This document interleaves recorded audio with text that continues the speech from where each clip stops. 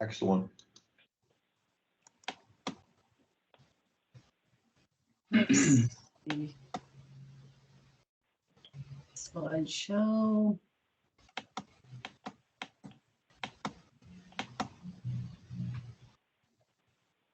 Swap. Okay. Good morning, folks. Welcome to session 3 of the 2021 FDOT District 5 virtual workshop. For those that have participated in previous sessions, thank you for coming back. And for those that are coming for the first time, we appreciate you joining us today. Time flies by. It just seems like yesterday we were brainstorming, how to do this with the pandemic going on. So we came up with the virtual workshop and we're already here at session 3. Through the first 2 sessions, we've snacked, learned, mingled, and celebrated this unique DOT program together. From the sessions critiques we've received so far from participants, it appears that the format and the subject materials have been very helpful to you. Other than the Claudia's top 10, no one should be surprised by the subject materials presented in these sessions. The topics respond to issues and concerns noted by the Byway community. We all recognize the program's challenges, and hopefully we've been able to provide insight and tools to our Byway leaders that they can apply to their own individual Byway organizations.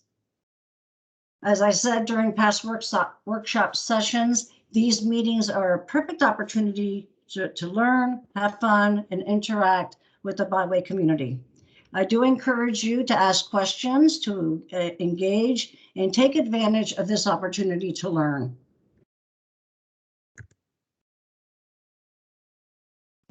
Since sitting at a computer for 8 hours straight virtually would be overwhelming, we've developed a series of 2-hour virtual workshop sessions spread over a 5-month period. We've titled this workshop series, Focus on the 5 E's for Byway Success. As you can see on the slide here, it's engage, explore, environment, enhance, and excellence. As a reminder, please note that all of our sessions are now scheduled during the lunchtime period. We seem to get the best turnout during the noontime period rather than have an evening session. During each of our remaining sessions, we'll look at one other of the E's and its relationship to the Byway community. And while all the details are still haven't been hammered out, the E's serve as a reminder of the quality of the program and the values our volunteers strive for with all that they do. In our first session, we discussed engagement. We looked at the program's history of engagement and ways to recruit volunteers and leaders to carry organizations into the future. Our top 10 list at the end of session 1 focused on engaging elected officials. In session 2, we encourage participants to explore by looking at how others accomplish their mission.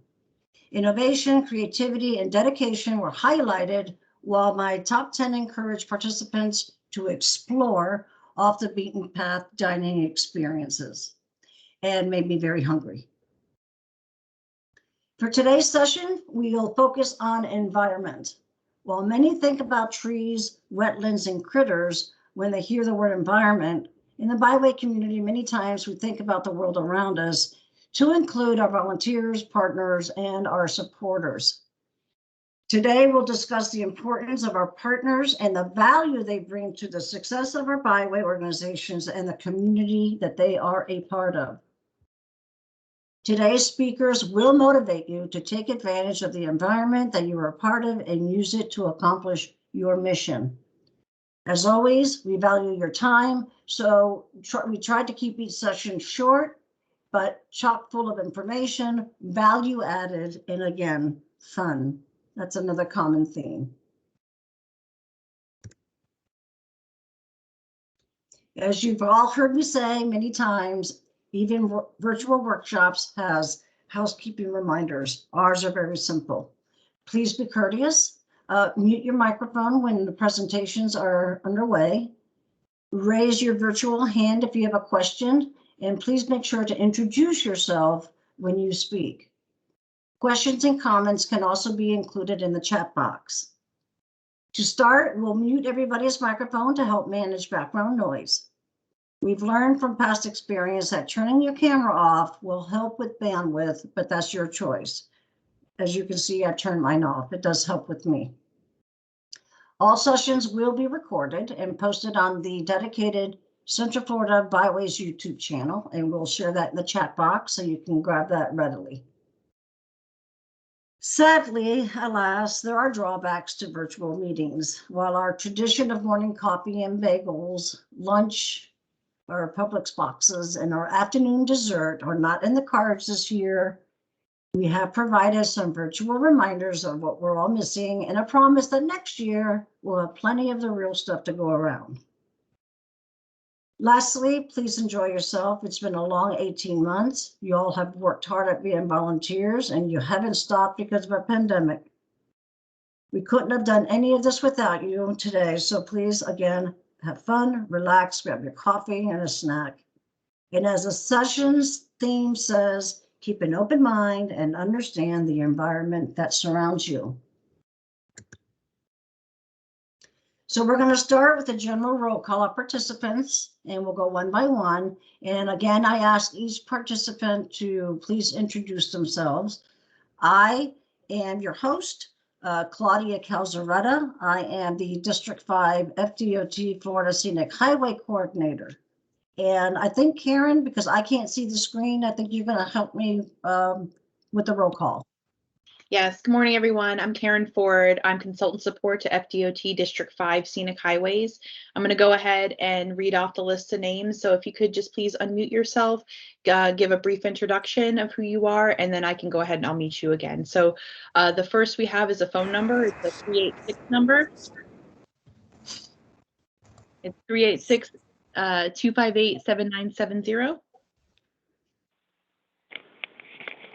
Yeah, this is Chris Dawn. I've called in. I'm also online virtually from the Halifax Heritage Byway.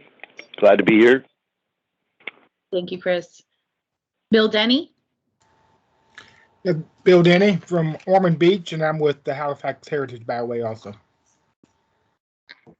Thank you, Bill. Bill Klein.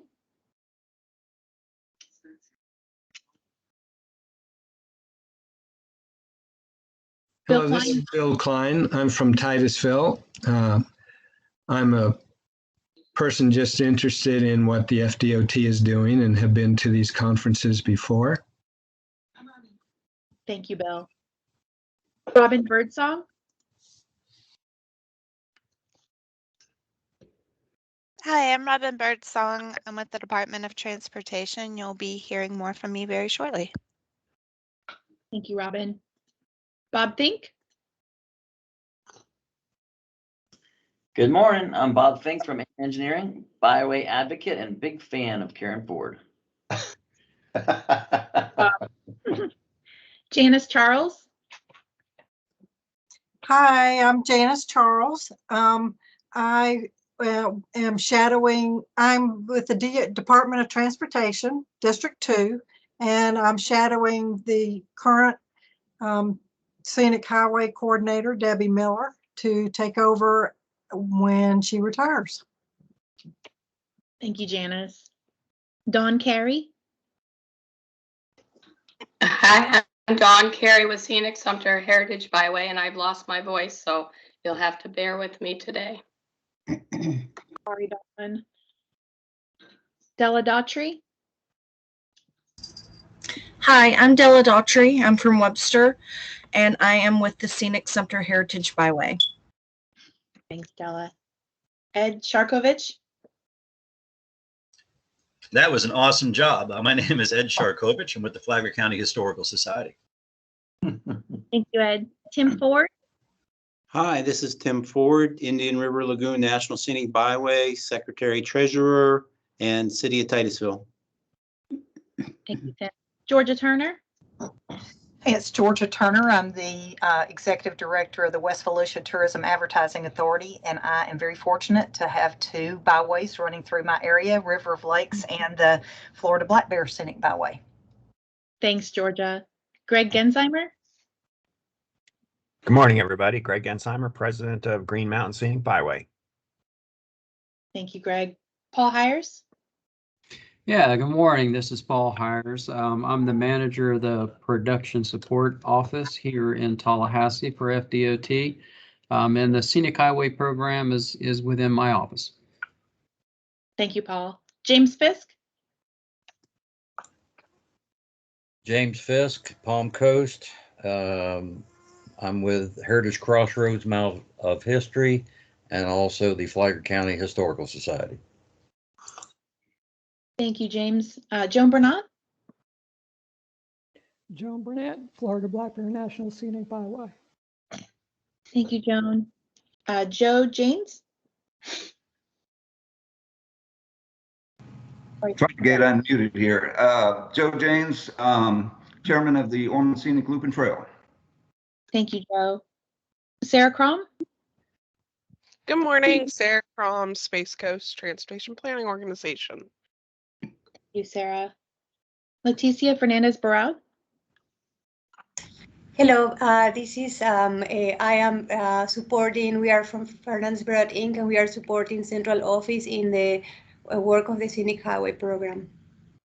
Thank you, Leticia. Marlise Breckel. Hi, I'm Marlis Breckel. I live in Titusville. I'm a retired and a volunteer for environmental organizations. Thank you, Marla. Marcia Cantrell. Hi, Marcia Cantrell. I'm with the Indian River Lagoon National Scenic Byway. I am retired from the Bard County Parks and Recreation Department. And I'd like to say, after Bob, I'm a big fan of Claudia, Karen, and Mike. Thank you, Marcia. Deborah Miller. Good morning, all. I'm Deborah Miller. I'm the District 2 Scenic Highway Coordinator. I've got two Nancys. I see Nancy Galdo and then Nancy Guest, so I'm not sure if it's the same, but Nancy? Nancy Galdo. Good morning, everyone. I'm on the Ormond Scenic Loop and Trail board and happy to be here. Nancy. Nicholas Rojas. Actually, it's Robert Loring. I'm the city planner for the city of Fellsmere, Florida. Okay, thank you. Thank you. Welcome. Mike Pelosi.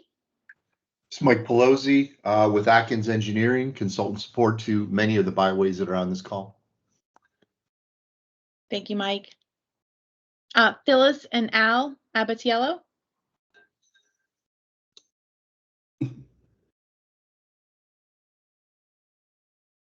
Phyllis and Al, you all are muted.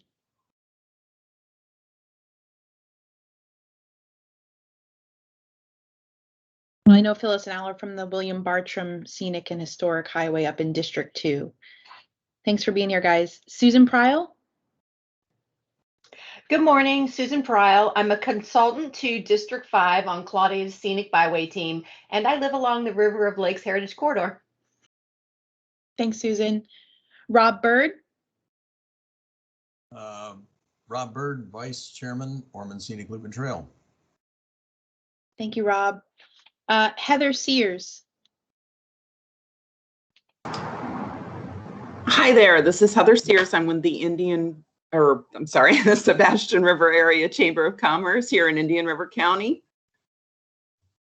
Thanks, Heather. Slade Downs.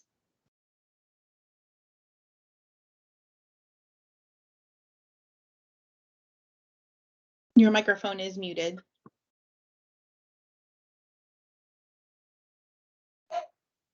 Dean Stoddard. Good morning. This is Dean Stoddard. I am the FDOT State Transportation Landscape Architect. And in that capacity, I am the manager of the Florida Scenic Highways program. Glad to be here. Suzanne Scheiber. Hi, I'm Suzanne Scheiber, and I support Halifax Heritage Byway with them. Thank you, Suzanne. Tiffany Kincaid. Hi, everyone. I'm Tiffany Kincaid, Executive Director of Keep Martin Beautiful. We're a nonprofit, volunteer-based community action organization in Martin County, Florida, and we are the administrator to the Martin Grade Scenic Byway. Thank you, Tiffany. Tracy Mestry. Good morning. I'm Tracy Mestry, and I am the site director at DeBerry Hall Historic Site, and we are located along the River of Lake Scenic Byway. Thank you, Tracy. And Kate Widness.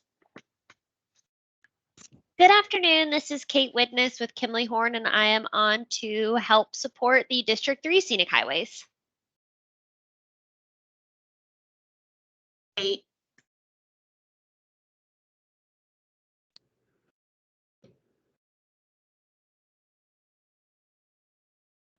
Is that everybody, Karen?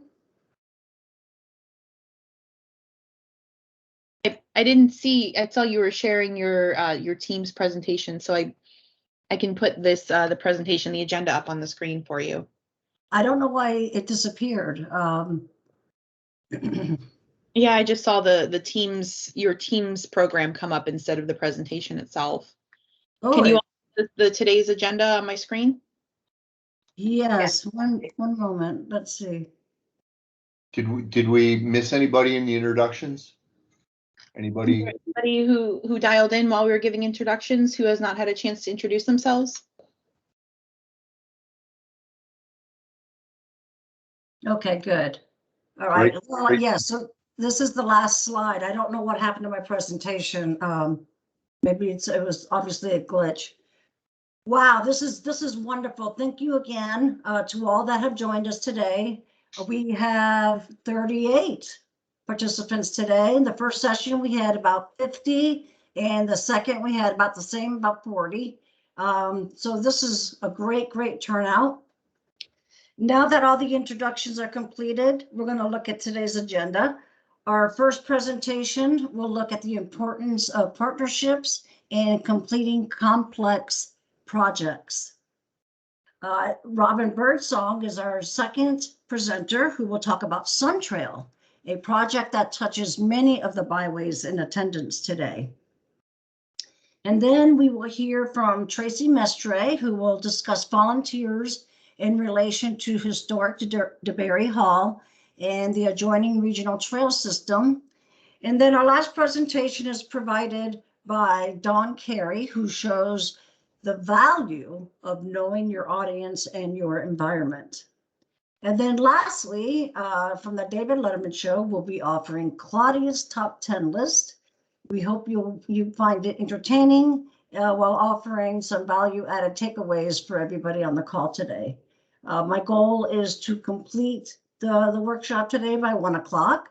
So if there are no questions, I don't see anything in the chat box, we are going to roll on forward to the next C. We're going to investigate the environment that our byway community exists in. So the first speaker is Ed Sharkovich. And we'll get that presentation up on the screen momentarily. Thank you, Claudia. Ed, if you'd like, you can share your slides or I can share them on your behalf. Just let me know.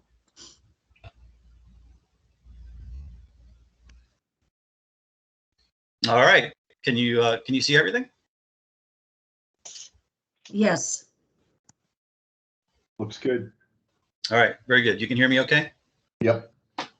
All right. Awesome. Well, my name is Ed Sharkovich. I'm president of the Flagler County Historical Society. And after listening to the rogues gallery of who's here on the call, I'm very excited to be here in the company of people that are so dedicated to preserving what we have here in Florida.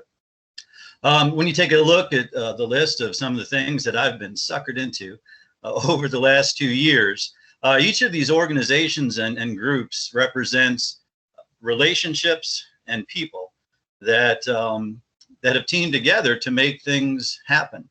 And that to me is the most exciting and the most valuable thing. I think the greatest thing that I do each and every day with the Historical Society and some of these other groups is to work with some awesome people. and to see results come about that can make everybody proud. I'm very often asked about the middle photo right there. That's a special relationship that I have with our preservation specialist, Preston Zepp. And we are outside of a 100-year-old potato barn after looking for artifacts demonstrating how the land was tilled in Flagler County before there was farm equipment. So if you've ever been to Bunnell, you've probably driven past the Flagler County Historical Society. We're right on State Route 100, immediately east of the crossroads area of 100 US 1 and Highway 11. Right now, our hours are 6 days a week, Monday through Saturday. By appointment, we've changed back to by appointment only with this new surge in the pandemic, but give us a call. We'd be happy to give you a tour. When I first stepped into the Historical Society back at the end of 2019, one of the first things that we did was pull together all of the history groups in the county. We felt that in the past, there was sometimes discord amongst the different groups, and we wanted to reset and start over again. So between non-brick and mortar and brick and mortar history groups, we formed a Flagler County History Roundtable that has evolved into the Flagler County Preservation Society. This is our brochure. And on the inside, we put together a map that shows where all the brick and mortar facilities are. When people come in as a point of entry to any one of these places, they're given this, and they can then get it stamped. And when the brochure and passport is completed, they're put into a drawing for a local history book. Each of the non-brick and mortar history groups has a home with a brick and mortar history group. And when somebody comes in to see what the museum is about, they're introduced to the people that don't have a solid home, just an internet home. But this has been one of the greatest things that I've seen come about. The relationships that have been formed, the things that we've accomplished, and the things that we're looking forward to, excuse me, have been just amazing. COVID-19 changed a lot of things for everybody. But we were determined to turn lemons into lemonade. And one of the first things that we did was form a relationship with the Palm Coast Historical Society to create a COVID-19 survival skills documentation project. So Palm Coast Museum put together a SurveyMonkey form that was mailed out to a bunch of different people and put on social media. We put together a hard paper questionnaire that was emailed out to our membership, also put on social media, the whole goal of which is to create a record of how we all got through this in 2020 and leave it as a legacy for those who may encounter the same thing in the future. We've got so much information about what happened during the Spanish flu pandemic of 1918 through 1920, and we want to make sure that we shared our thoughts for those in the future that may encounter the same thing.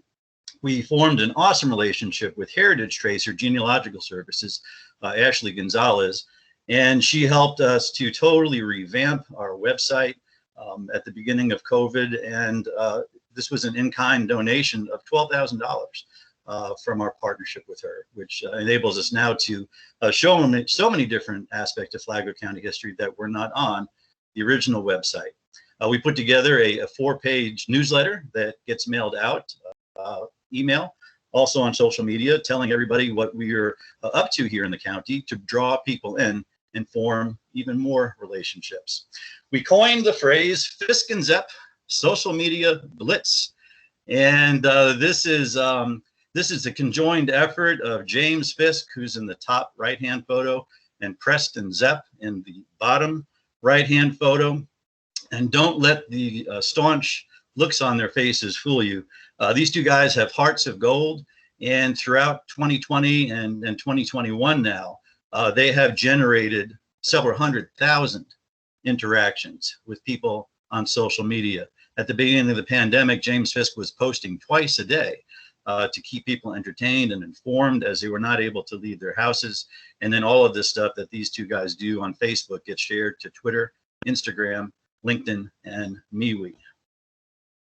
Our most recent project victory was a collaboration between Palm Coast Tourism Office, Home Depot, and also Klein Construction. 4 blocks away, we have a 1919 house that had a 1955 dollhouse that was given to Dolores Dean Christmas Eve, 1955. The property's in jeopardy. We are able to get this dollhouse donated through the work of project manager James Fisk. And Klein Construction moved it for us for free, brought it 4 blocks to the Holden House Museum through a large group of volunteers, including a local Eagle Scout troop.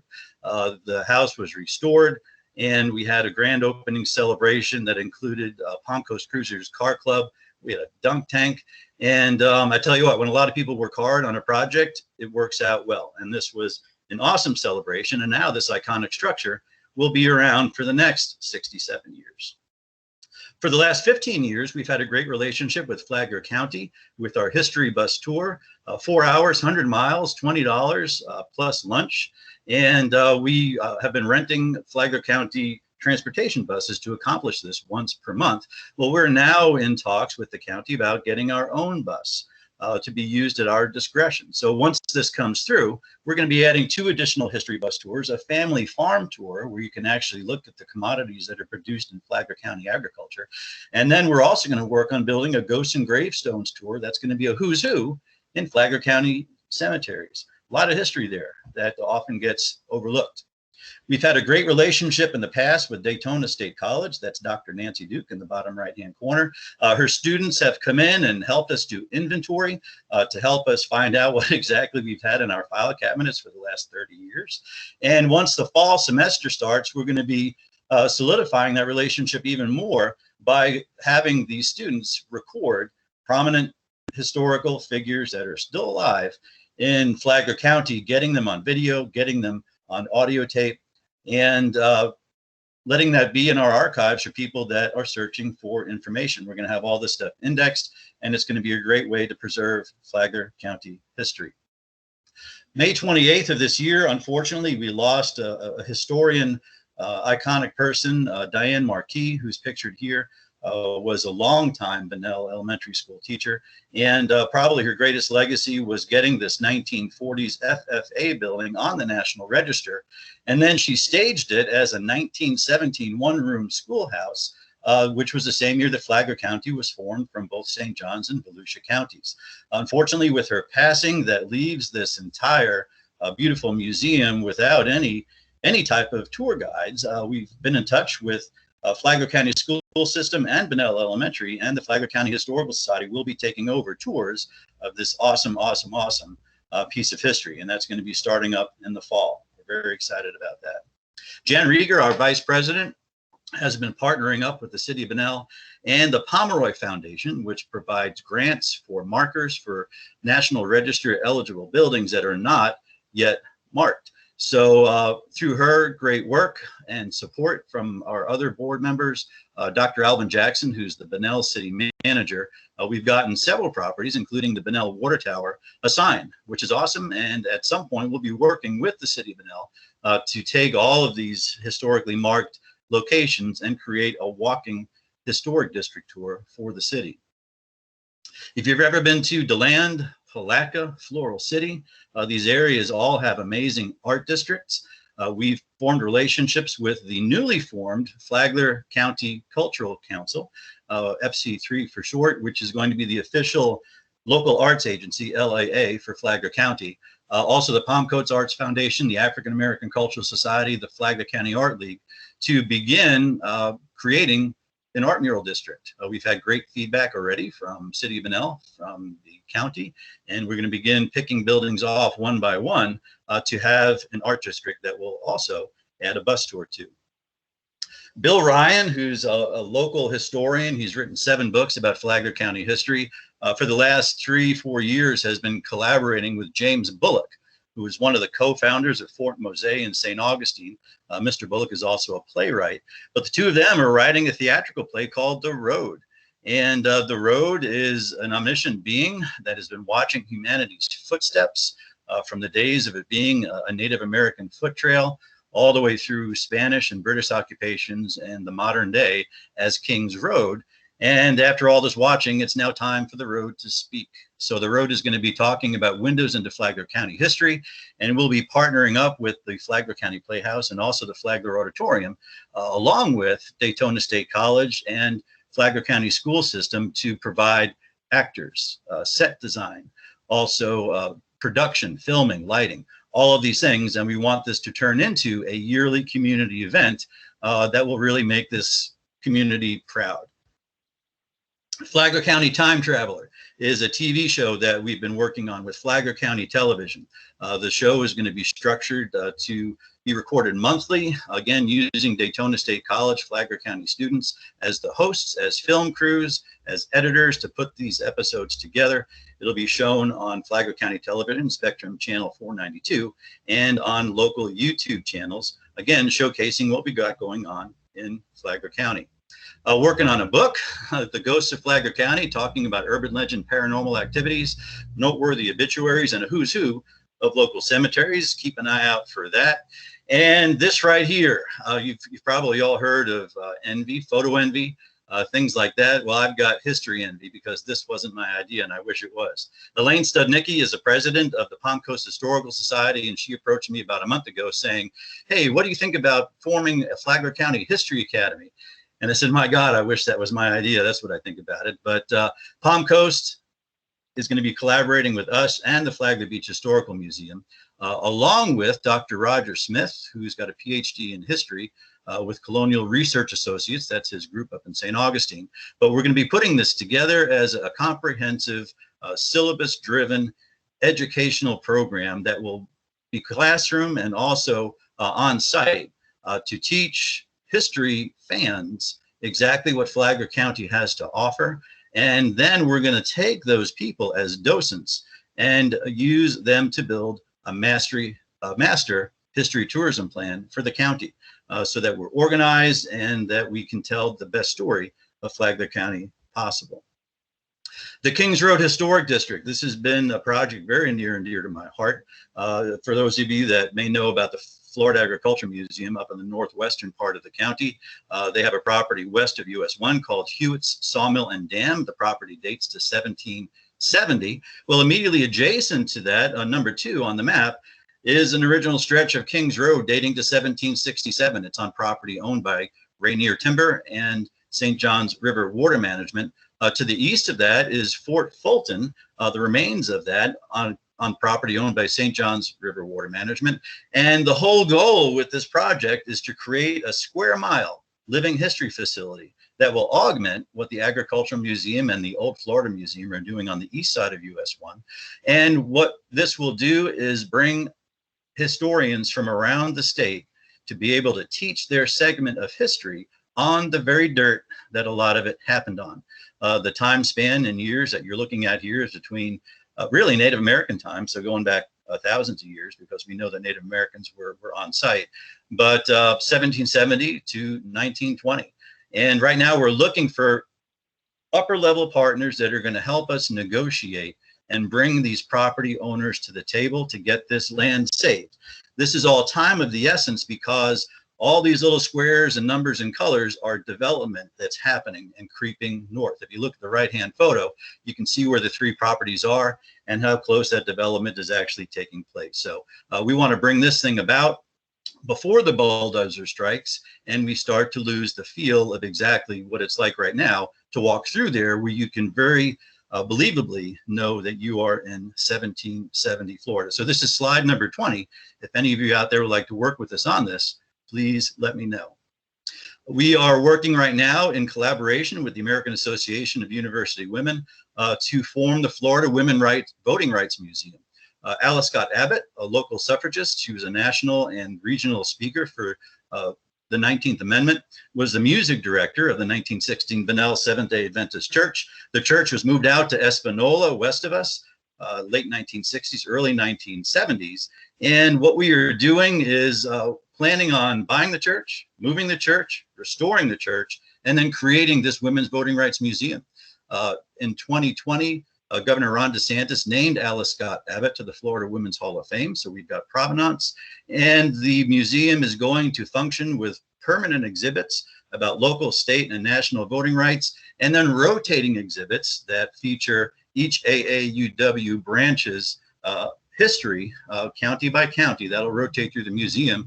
And then in addition to that, we're going to be talking about the special layers of difficulty involved with civil rights voting and women, because that was much different than it was for just regular white folks, really, to call it simple. But we're going to have tours with school children, and there will be educational programs from a nonpartisan direction that will teach kids how to look at social issues, candidates, and then vote and make their vote count. So by the time a student leaves this museum, they will have a great idea of what it's like to be a responsible voter once they grow up and get out into the real world. Once we move the church back to Bunnell, as you can see in this diagram here, it'll be immediately to the west of the Holden House Museum, and we will have ourselves a nice little history corner here in Bunnell.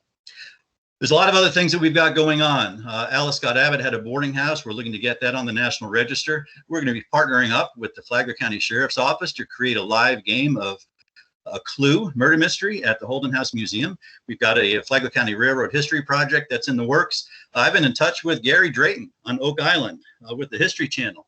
We've got our own historic story of lost barrels of Spanish gold dust down at the Flagler County Volusia border.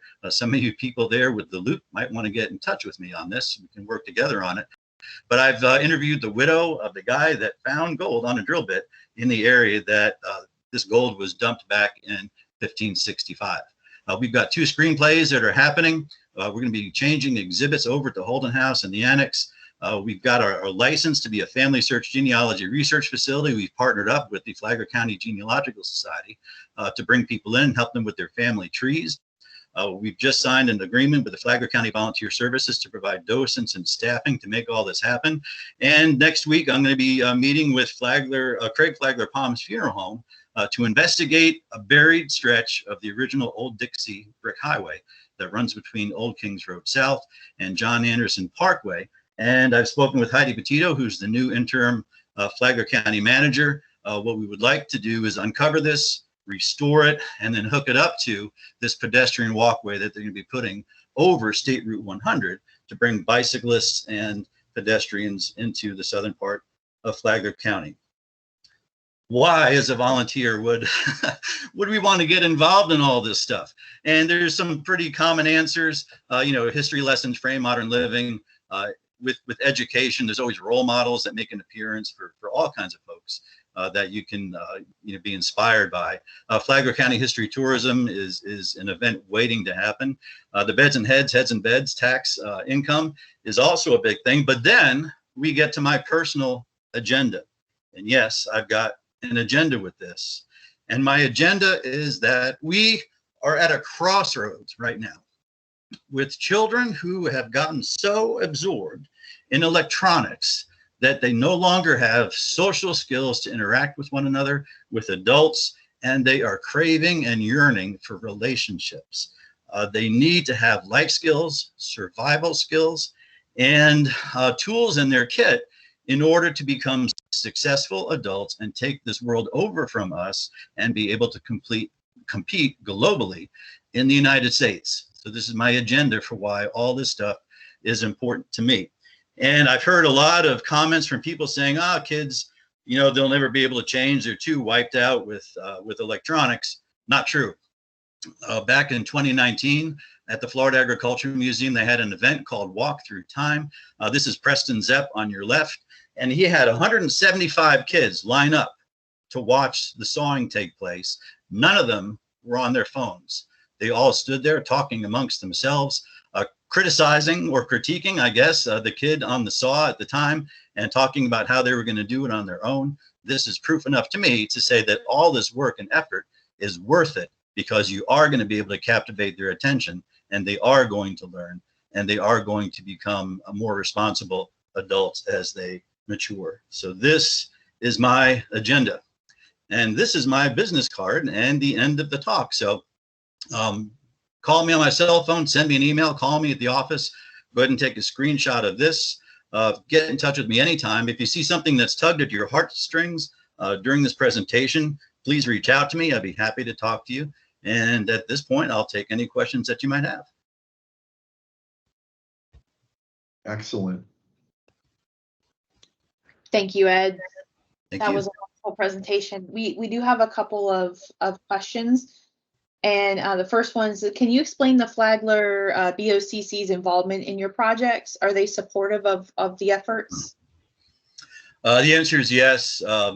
County Commissioner Dave Sullivan has been signing on to our workshops with Heritage Crossroads. So he has taken a very big interest in this. The property that we're going to be moving, the 1916 Seventh-day Adventist Church to, is owned by the county. Back September of last year, we made a presentation to them, talked about what we wanted to do, and they basically gave us a long-term lease of approval to move this church onto the property and create this museum. They're very interested in this museum taking place because it's going to shine a big old spotlight on Flagler County and draw people in nationally. We really see this project as a national draw, and it's right at the Heritage Crossroads area. So to answer your question, yes, we've had very good feedback and response from Flagler County's Board of County Commissioners. Very good. That's fantastic. We did have one other comment, which is that we understand that a segment of the Kings Road was just rediscovered. The Kings Highway was just rediscovered along the Ormond Scenic Loop and Trail in Volusia County.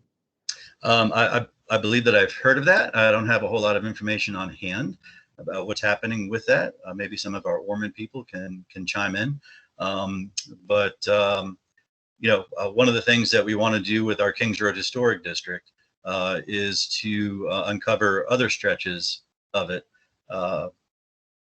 because there's so much history there. And really our goal for tours with the Kings Road Historic District is to have people walk up this cleared stretch of 1767 Kings Road, and then have history immersion encounters with reenactors that step out of the woods in front of them. And it could be anything from runaway enslaved populations to Civil War soldiers, Native Americans. The sky is the limit, and it's only limited by the creativity of the people that are performing.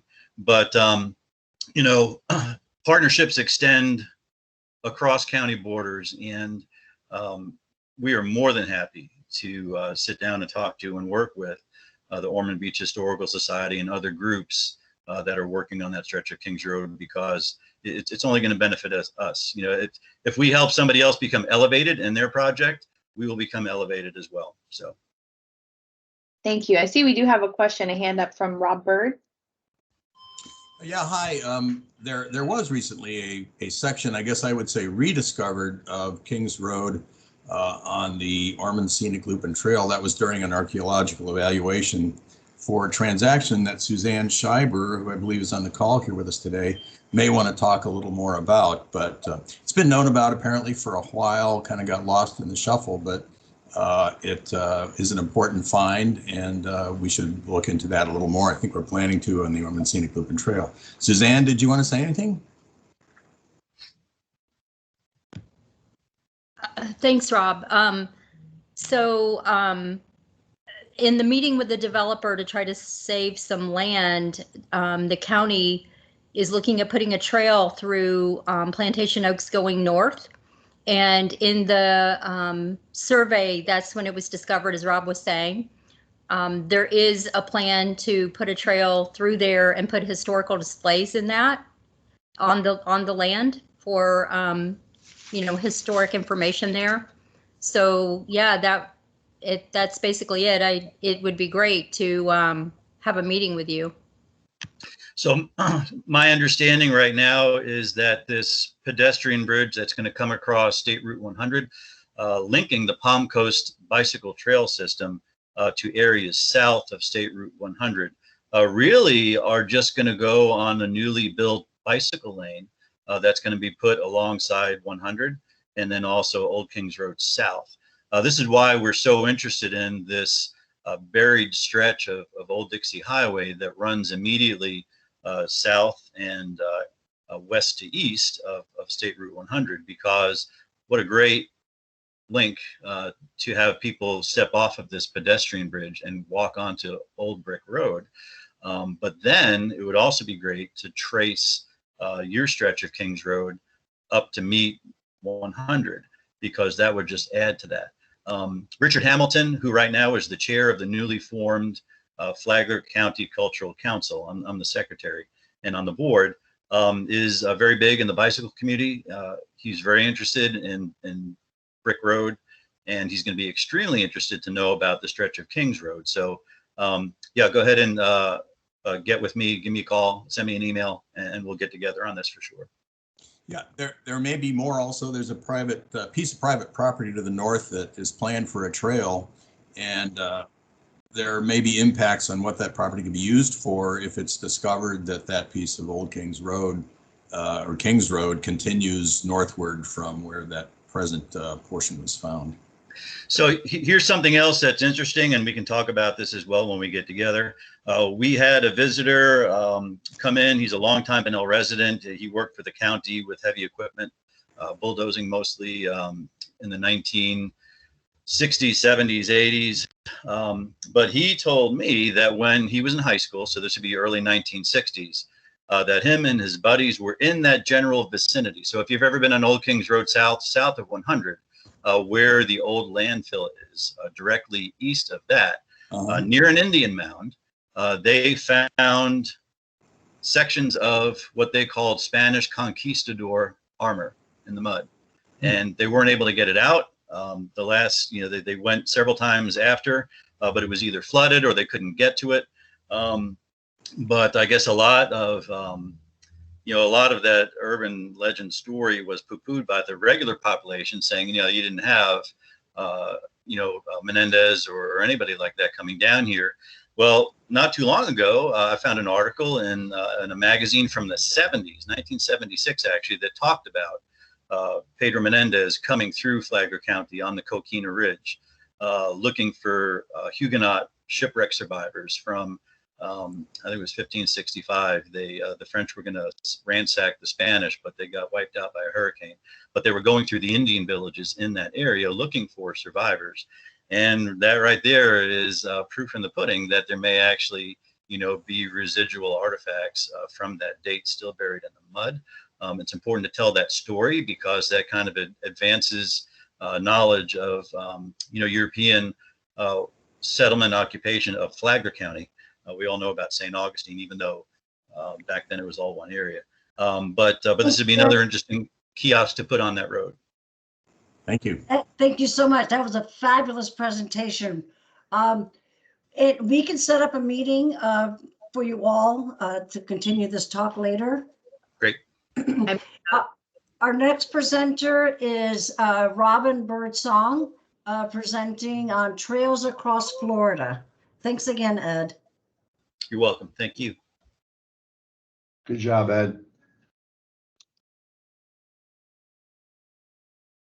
Thank you. This is Robin Birdsong. Are you going to be able to pull up the slides? And share them on your behalf.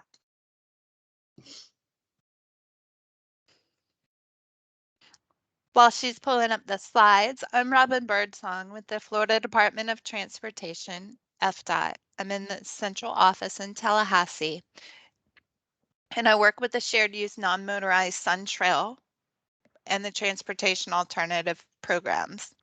Today, I will talk about Sun Trail. Over the years, I've been involved with many of the Florida's scenic byways. Before I moved to Florida, I grew up in Luray, Virginia, very near the Skyline Drive, a scenic byway. Like scenic byways, trails are partnership projects. And as Ed told you, so many of the collaborative efforts, like trails, like the scenic byways, are also collaborative efforts. And we leverage our collective strengths. Next slide.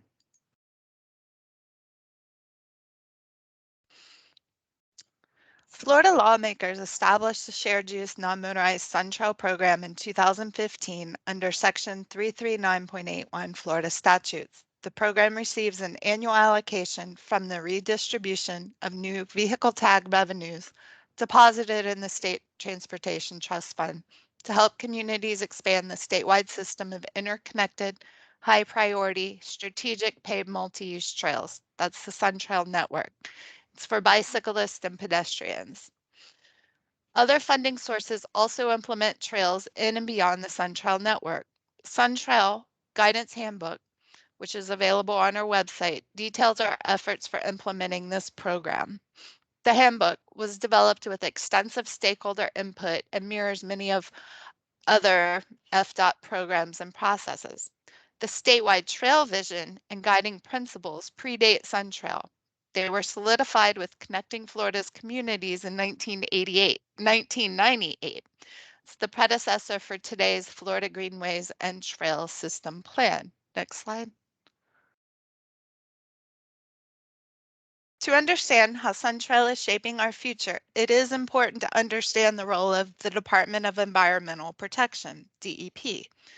Guided by Chapter 260, Florida statute, the DEP Office of Greenways and Trails, OGT, within the Division of Recreation and Parks, provides leadership and ongoing assistance for achieving the vision of establishing, expanding, and promoting the plan. The Florida Greenways and Trail System Plan outlines the vision for the state's greenways and trail system, both on land and water.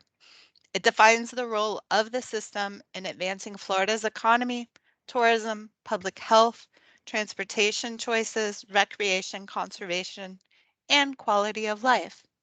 OGT helps to facilitate communication, cooperation, coordination among governmental entities, landowners, recreational user groups, and other non-governmental organizations involved in greenways and trails planning, development, management, and maintenance.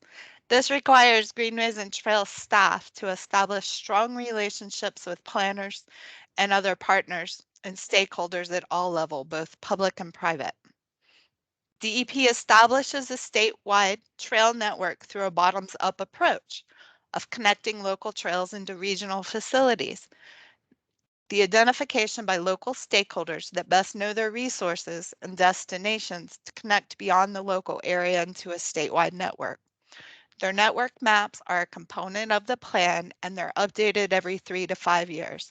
It's my understanding they're beginning their update for the update process of the plan with adoption in 2023. But their process is ongoing. With the vision and guiding principles, we all work with stakeholders to accomplish our goal of closing the trail gaps in local and regional systems to connect communities throughout the state. Next slide. Here at DOT, we use a two-tier funding structure to implement SunTrail funding. Both tiers provide funding to segments that meet program eligibility requirements. It's also desirable and strategic to protect prior investments. The SunTrail selection criteria provides more information. So one tier focuses on individual trail segments within the SunTrail network. The other tier funds projects within the top 2 regional trail systems identified by the Florida Greenways and Trails Council. They're the statutorily recognized entity who advises DEP. SunTrail funded projects are included in the FDOT work program. So let me explain what our work program is. Next slide. In compliance with section 339135 Florida statute, FDOT maintains a 5-year adopted work program. It includes the tentative list of all financially feasible transportation project phases that will be funded and carried out during the next 5 years. Projects and phases are identified and schedules are developed based on priorities and the allocation of funds. The work program details and commits our funding sources for the included projects. Among other things, the work program documents production and construction of projects. The adopted work program provides clear direction on where, when, and how FDOT will build and fund projects. By statute, if it's not in the adopted work program, we cannot do the project. Next slide. In addition to the current and past adopted work program detailed tables and maps, those are the cover pages on that previous slide, we have current and past at a glance adopted work program tables and maps. They're less technical, They have common trail names, and they identify additional regional trail systems that were recognized by DEP's Florida Greenways and Trails Council. Next slide. So FDOT's adopted work program includes all Sun Trail funds that are programmed through fiscal years 25 through 26. The first year of this adopted work program is the current work program year, and that's 21/22. Our adopted work programs, again, just for the Sun Trail funds, are on the website. Of the 41 projects in the current adopted work program, 8 are in FDOT's District 5. During the annual cycle, which is known as the development of the tentative work program, projects in the outer years are considered for advancement or deferral. A new 5th year is added, and the first year drops off as projects are completed. We conduct public hearings to give stakeholders an opportunity to learn about and comment on the draft. After incorporating public input, the final draft is submitted to the metropolitan planning organizations or transportation planning organizations and county commissioners. After incorporating changes, the tentative is submitted to the Florida Legislature, the Executive Office of the Governor, Florida Transportation Commission, and the Department of Economic Opportunity for consideration during the legislative session. In July, the tentative becomes the adopted after the approval of appropriations by the legislature and budget authorization by the governor and signature of the FDOT secretary. Next slide. This is a continuation of our current at-a-glance adopted work program. So the first year of the adopted work program, again, authorizes FDOT to expend funds to complete activities and projects. Development of the draft preliminary tentative through fiscal years 26 through 27 is underway. It will be submitted for consideration during the 22 legislative session with ultimate adoption July 1st of 22. We're not planning a solicitation cycle in the foreseeable future for new funding consideration because we're protecting previous public investments. We will be programming the next eligible phase of previous investments of the Sun Trail program and the eligible unfunded needs. Next slide. This map and the others in my presentation are also on the Sun Trail website. This one illustrates an at-a-glance view of the existing segments within the developing St. Johns River to the Sea loop, one of the funding tiers that I mentioned earlier. As envisioned, the loop will be about 260 miles when it's complete. The existing trails are illustrated in green. Next slide.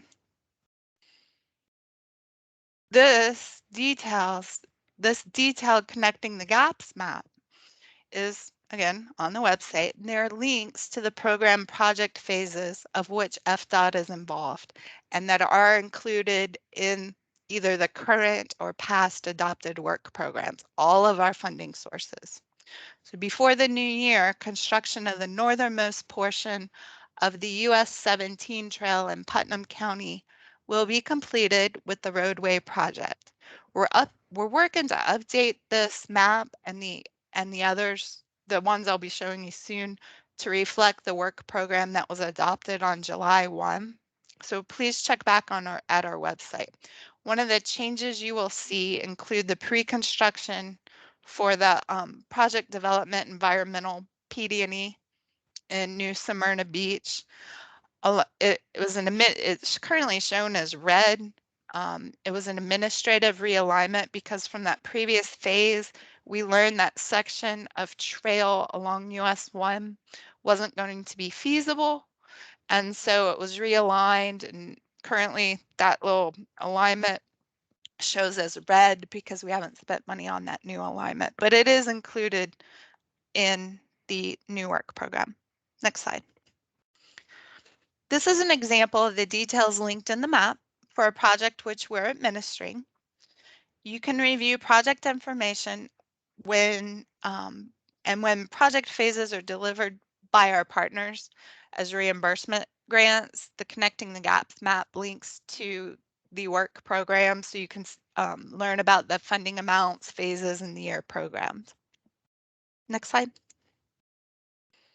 And we have fact sheets posted to the website for the 19 completed Sun Trail funded construction projects. Of those 19, 11 are in District 5. The segment in Edgewater was the first Sun Trail funded project to open. Next slide. Along the Halifax Heritage Byway, multiple segments of the Sweetheart Trail were funded by Sun Trail program. Combined, the project phases received about $2.2 million between 2017 and 2020. Next slide. A segment of the St. Johns River to the Sea Loop, funded by Sun Trail, also opened in District 2. I don't know if our Bartram Scenic Byway attendees are still on, but they may have visited this trail. Next slide. Another segment in Pearson open. Next slide. Multiple segments of the Spring Trail were funded by Sun Trail. Some are open and others are in various phases of development. Next slide. Volusia County hosted a ribbon cutting on May 22nd for a segment of the Spring to Spring Trail in De Leon Springs. Next slide. Projects could be small and provide connectivity to resources. Like at Lake Monroe Park, there's a small county managed campground. It's always important to know your resources. Keep your corridor management plans relevant. Maintain an inventory of resources. The Scenic Byway corridor management entities are really more familiar with their contributing resources, and it's really important for you to remember to communicate your story. Next slide. Sun Trail does fund pre-construction phases, but the fact sheets are for segments that are open for bicycling and pedestrians because that's what most of our stakeholders are interested in, where they can visit. Some segments are very short and the fact sheets highlight connections. For example, the Sun Trail portion is 0.2 miles. And the middle photo highlights Sandpoint Park, and the astronaut memorial is discussed in part of the fact sheet. The segments along the Indian River Lagoon National Scenic Byway. Next slide. Trail segments can also be unique destinations, part of bigger resources. Volusia County completed a critical link along the most extensive rail corridor purchased through the Florida Forever program. It's part of both the Coast to Coast and the St. Johns River to the Sea Loop regional systems. With this 3.6-mile segment, bicyclists and pedestrians may begin in Titusville and journey approximately 65 miles along the Coast to Coast, the Pine Hills Trail in Orange County, and beyond. An additional 125 miles of the Coast to Coast exists in segments to St. Pete. The ribbon cutting ceremony for this project was May 20th. Next slide. The other regional tier is the Coast to Coast. Like the detailed map of the loop, there are links to the many program project phases of which FDOT is involved and are included in the current or past adopted work program, all of our sources. For the sake of time, I'll just tell you about the segments underway in District 5. Designs underway for segment to Webster along State Road 471 from State Road 50 to County Road 478. Although it wasn't funded by the Sun Trail program, construction's programmed in fiscal year 23. Continuing east, District 5 heading east, the South Lake Trail from State Road 33 to Silver Lake Road is just over 2 miles, and acquisition of right-of-way is underway. It will continue through fiscal year 24 when construction's programmed. The 3.5-mile Orange County Gap Segment 2 extends from North Hiawassee Road to North State Road 414. Tentative work program, the adopted work program includes construction with Sun Trail funds in fiscal year 26. Then the last section in District 5, we get to Brevard County Space Coast Trail. which extends over 10 miles from Merritt Island National Wildlife Refuge entrance to the parking lot at Playa Linda Beach. Environmental mitigation phases are programmed through 2023, and a portion of this segment will be a reduced width to 8 feet for the environmental compliance within the refuge. Next slide.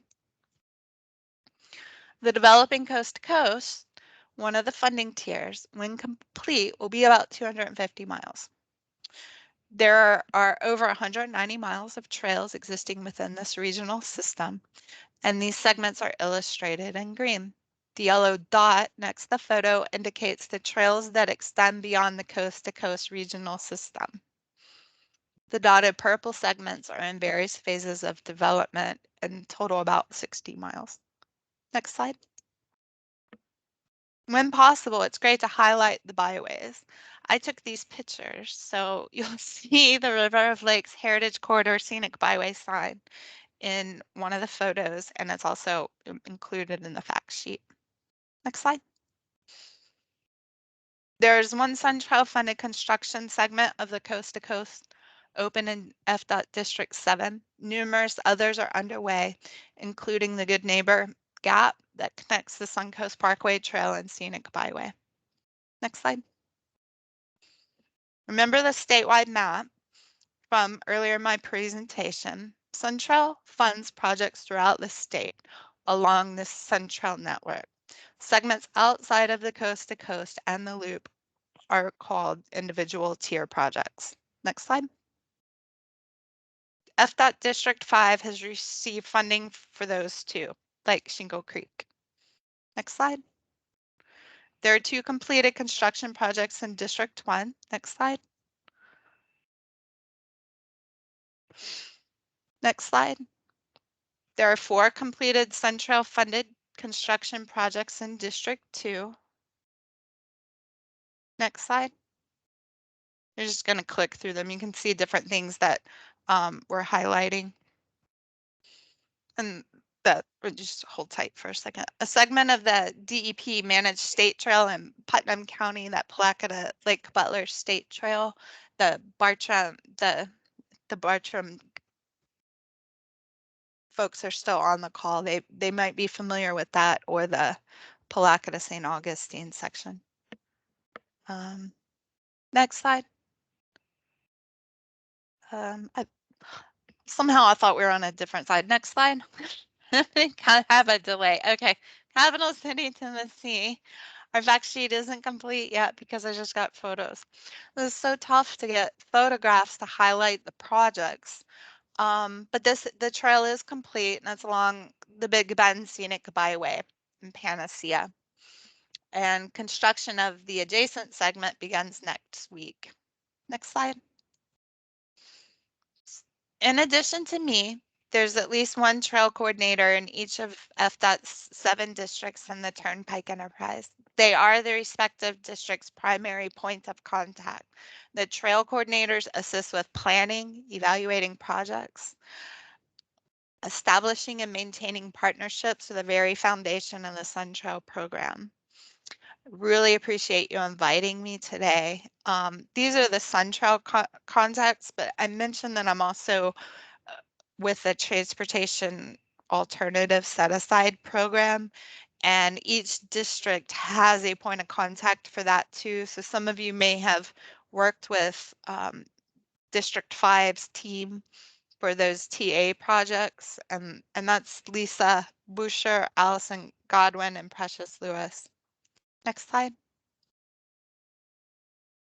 I encourage everyone to self-serve to receive notifications that are of interest to you from both FDOT and DEP. The Office of Greenways and Trails, they promote the Greenways and Trail System Plan. And they have an online trail guide that includes trails they manage and other non-state managed trails. We depend on citizens and friends groups to help communicate the story.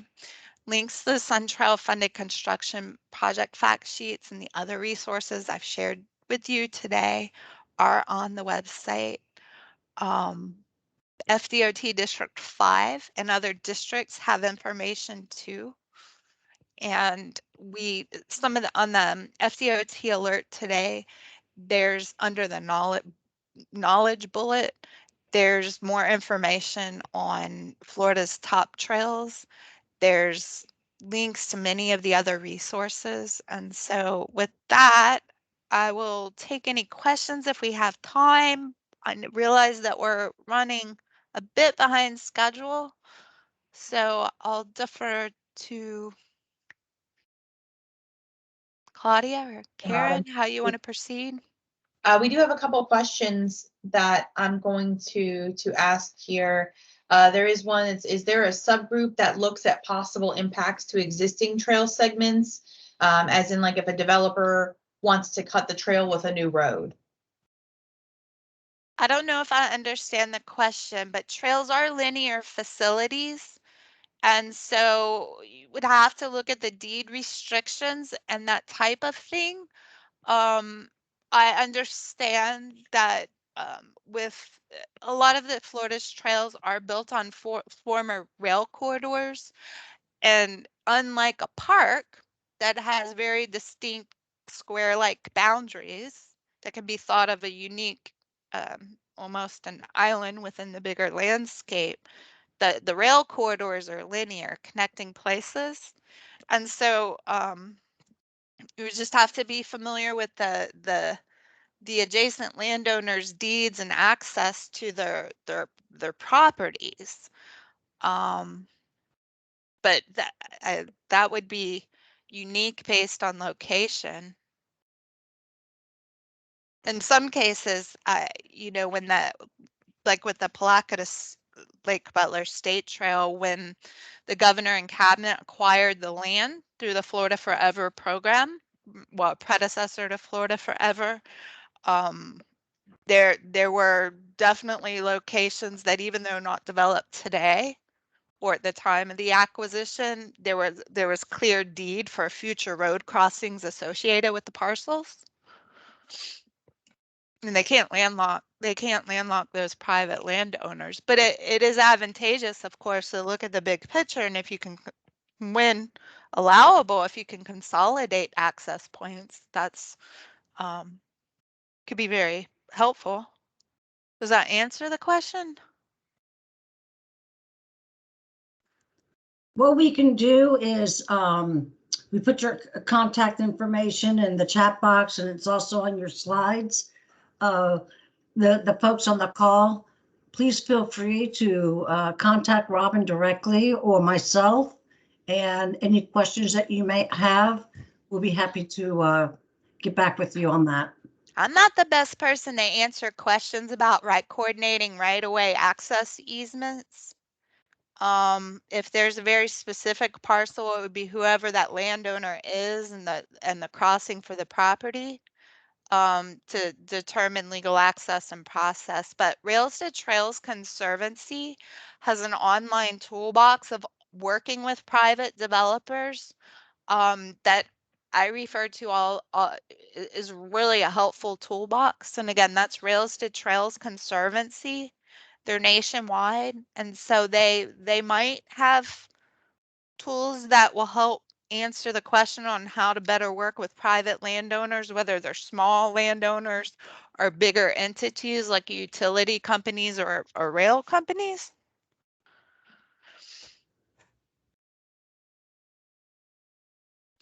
Okay, there's a couple of other questions in the chat box, but I think what we're going to do for the sake of time, we will go back to those if we have the opportunity at the end. If not, we will respond via email to the questions in the chat box. Robin, great presentation. Thank you very, very much. Sure, thanks for having me. Our next speaker up is Tracy Mestre with the DeBerry Hall, and her topic is bringing volunteers to your byway. Good morning. Well, I guess it's good afternoon at this point. Good afternoon, everyone. Can you see my slide? How to attract people to your byway resource? Not yet. Okay. We're going to pull it up one more time.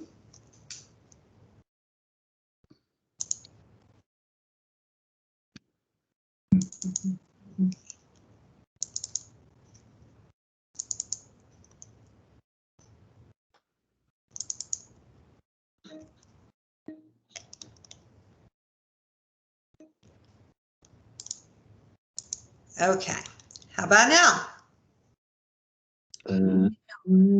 Karen, can you bring up her presentation?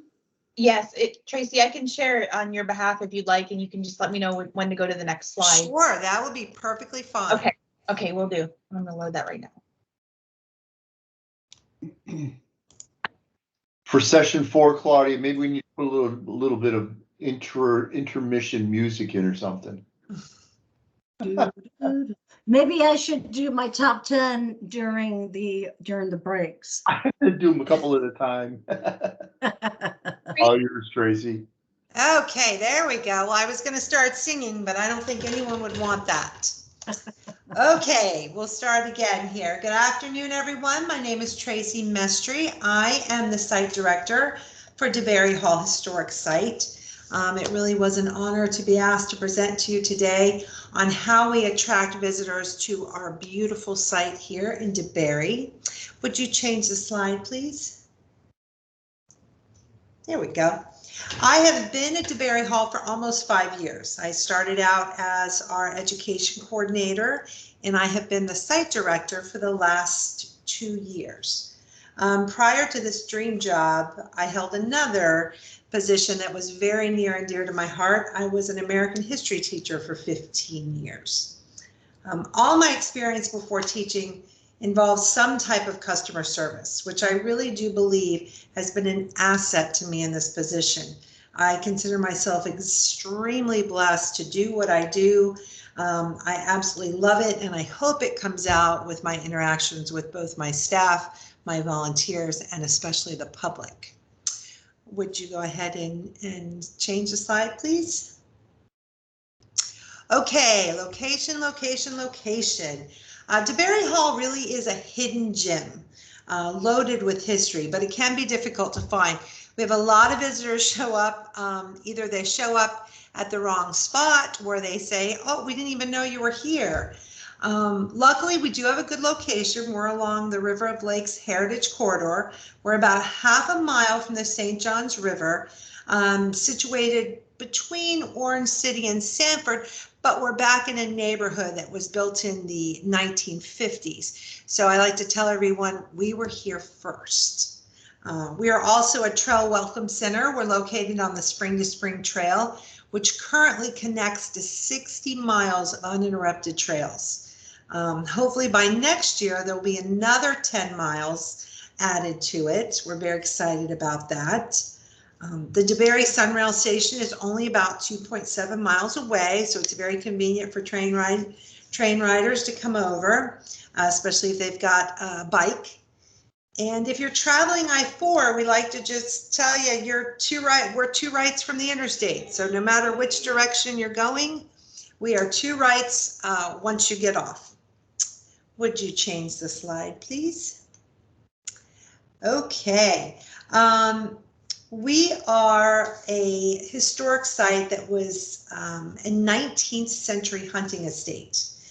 We occupy 10 acres and we are listed on the National Registry of Historic Places. The site includes the DeBerry Hall Mansion, which is an 8,000 square foot mansion, 4 historic outbuildings, and a visitor center. It was built in 1871, which means this year we are celebrating our 150th anniversary. We are very excited about that, if you can't tell. DeBerry Hall was the winter retreat of a European-born wine merchant by the name of Frederick DeBerry. He chose the St. Johns River country for his hunting estate. He loved to hunt and fish. Everyone at that time, the late 1800s, loved to come down to the wilds of Florida. It was like taking an African safari today. While he was here, Frederick tried his hand at orange growing and commercial steamboating. But his Florida estate really became a center of sports hunting and hospitality. And it's the namesake of the city it's located in. Recently, the DeBerry Hall Welcome Center was renovated, and now it embraces more of a trailhead as well as the museum's visitor center. There are, not yet, that's okay. There are facilities and a bike repair station here that are available to trail users from dawn to dusk. We have an interactive trail map in our visitor center that shows you exactly where you are on the trail and what trails you can connect to. Eventually, this will include 600 miles of trails around the state of Florida. Besides the Volusia County trails, it's going to include the St. Johns River to Sea Loop Trail, the Heart of Florida Trail, and the Coast to Coast Trail. The partnership between the historic site and the trailhead has worked out really well. We often get walkers and bike riders who look around and, what is this place? And before you know it, they're taking a tour. And same goes for many of our tour guests. They want to know where that little road leads to beside our mansion. Okay, could you change the slide? Thank you. This DeBerry Hall Historic Site was put on the National Historic Registry in 1967 when it was purchased by the state of Florida, and it is now managed by Volusia County. Whoop. I lost my slide. Hang on a minute, Tracy. Okay. I was going to say, well, I can't really Karen, tell you about the buildings. And we can't see the presentation. There we go. Those are three of our outbuildings. The one on the top is the tenant house. The one below is an ice house, right between the two trees. You know, if you were a wealthy millionaire coming down the late 1800s, you're not going to go without the luxuries you're used to. So he had an ice house built to keep his meat and cheese and dairy products, and I'm sure champagne cold. To the right of it was originally a laundry.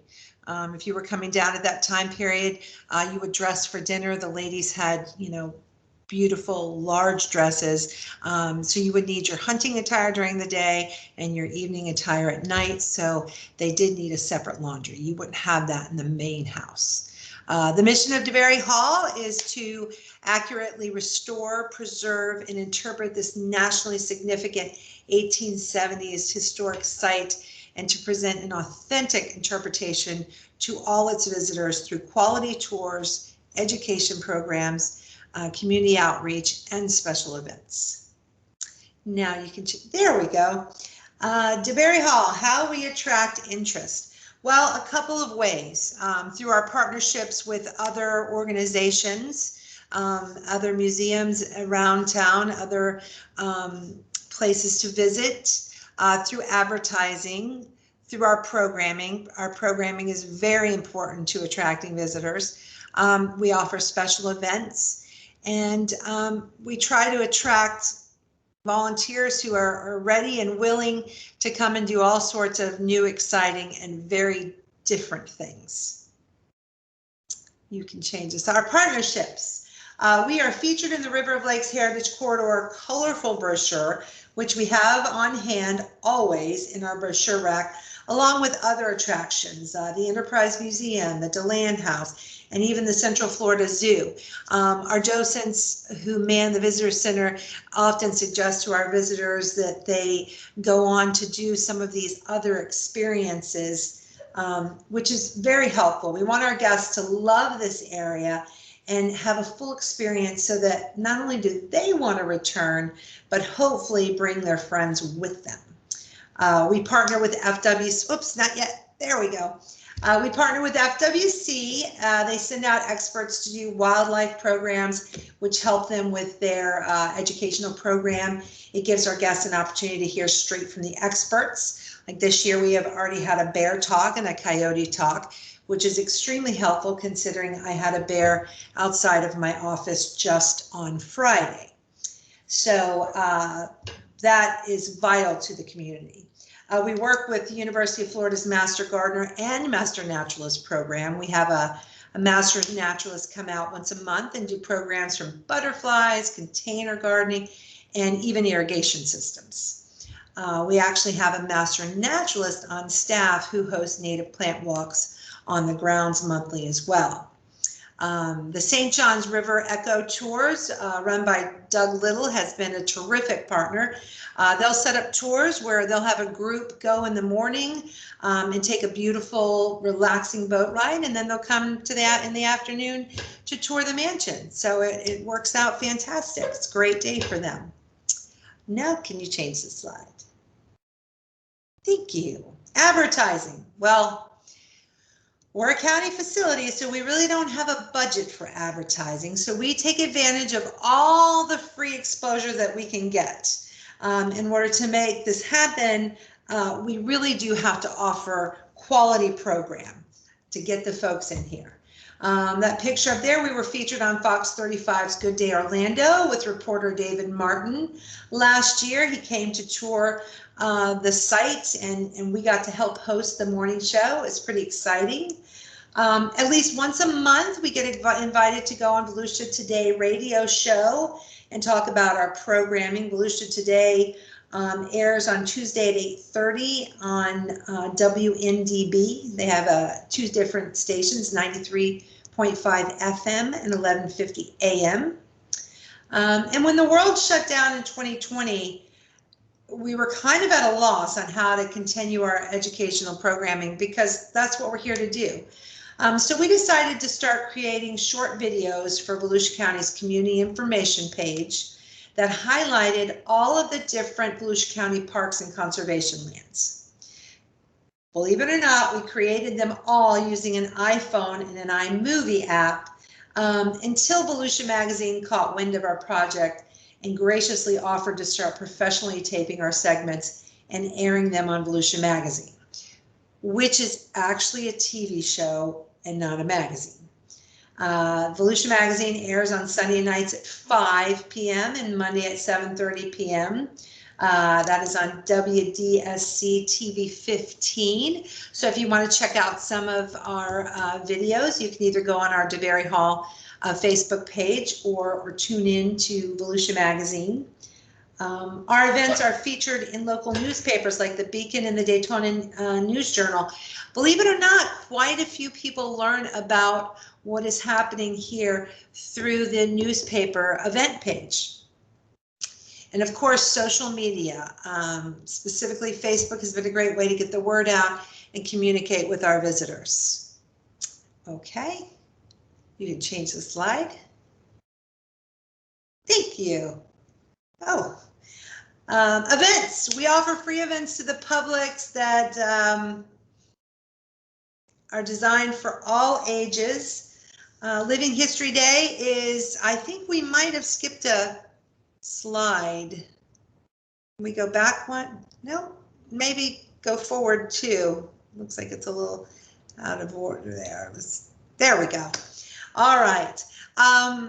We love to host events here. Living History Day is one of those big events we host once a year. It's a full day of learning about days gone by where visitors can walk the grounds and interact with historical characters. You see, you know, we're lucky enough, not many people can say George and Martha Washington volunteer for them. We have weddings that take place on the steps of the mansion, and then we have receptions held in our fully renovated carriage house. It is a great venue for events. The carriage house, or stable as we call it, is also utilized for everything from yoga classes to line dancing to the FDOT State Byway meeting. Now can we go backwards one more? Okay, so that is some of our programming. We host all sorts of programming here. We coordinate the Echo Ranger program, which exposes kids and their family to all the ecological, cultural, heritage, and outdoor happenings that we have. We have programs for 2-year-olds to 82-year-olds. We have story time.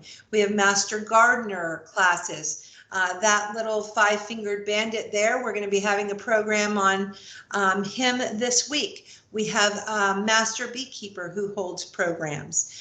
We have authors who talk about both historical fiction and non-historical fiction. You name it, we've got it going on here. Usually we have something going on at least once or twice a week.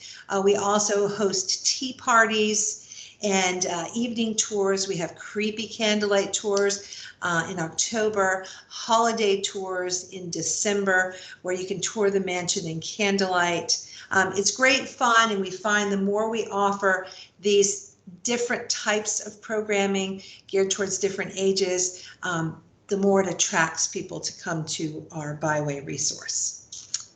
Okay, we can move on to the next one. All right, our volunteers. Well, we couldn't do it without our volunteers. I'll tell you, they are the backbone here. We are fortunate enough that we have 5 docents on staff. Docents are interpretive guides that accompany visitors through the mansion.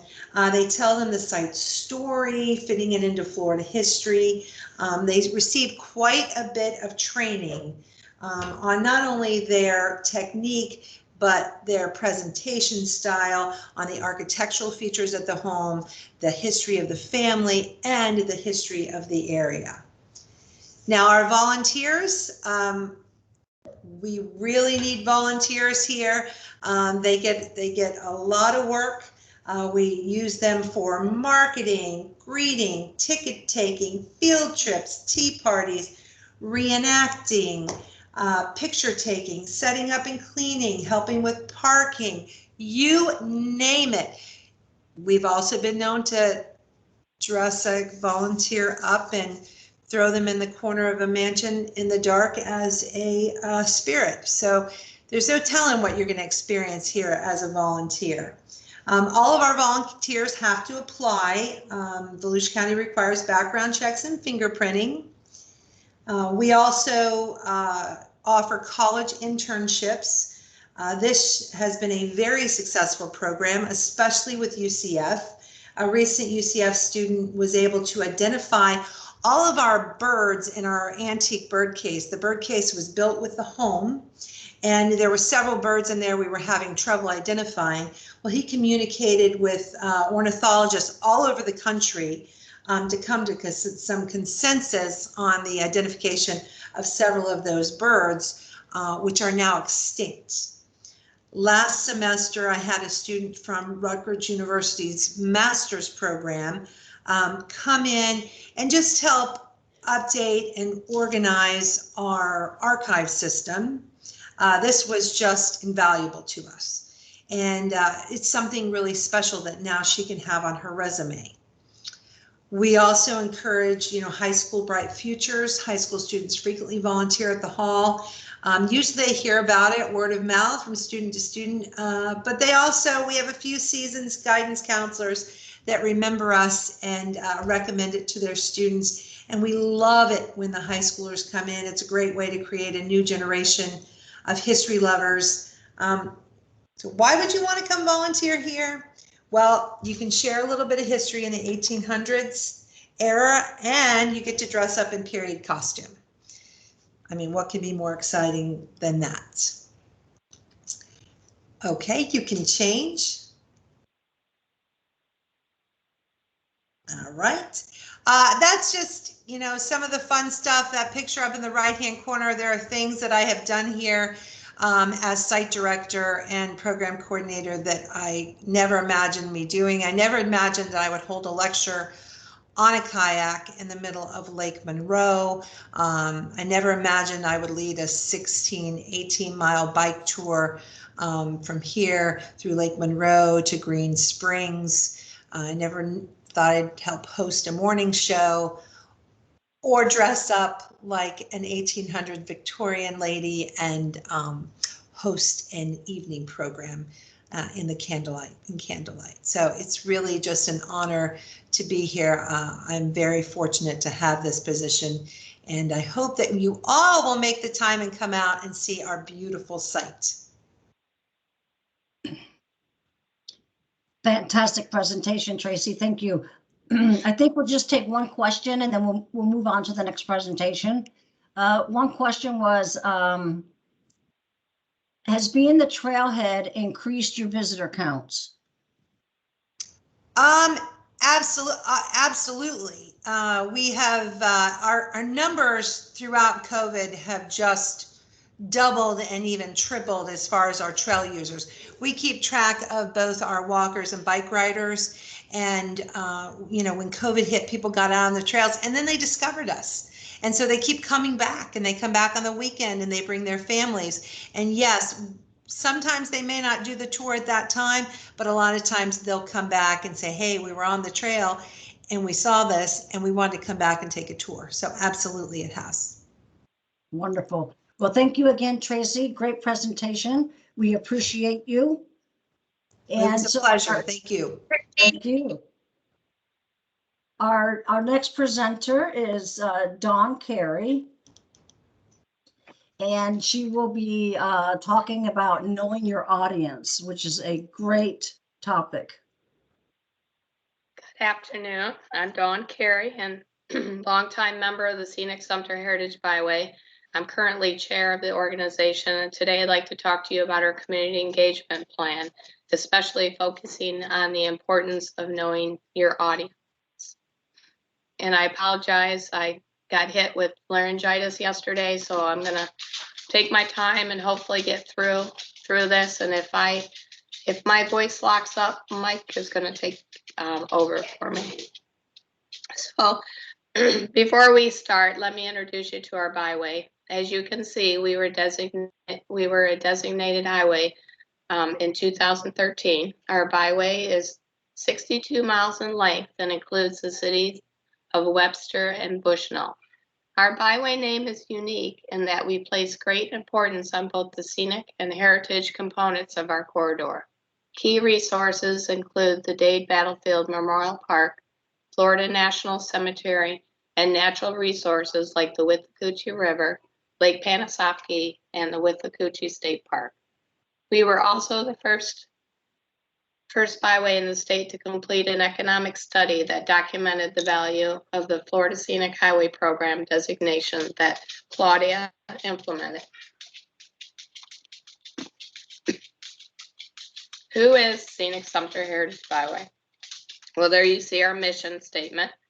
I don't need to read that for everybody. And it basically focuses on resource preservation, telling the story, visitor experience, and economic development. Like all byways on this call, we crafted a mission statement that reflects our passion and established a series of points that express our focus as an organization. It's the nuts and bolts of this mission and focus that I'd like to discuss today. When we finally received our scenic highway designation, reality suddenly set in for the board of directors. We asked ourselves, how do we get started in implementing the 135-page long BMP that we had? We knew that we had significant partners. We also knew that the community or environment we live in is diverse, maybe more diverse than most. We cater to both a rustic old Sumter that enjoys the land, fishing, hunting, raising cattle, and the village's retirement community, which is considered to be the county's future as well as one of the fastest growing counties in the country. Lake Panasoffkee is considered by many to be the fishing capital of Central Florida, while the Bass Conservation Center in Richland supplies fish stock to lakes throughout Florida and much of the South. And while these resources reflect a part of our community, there is so much more.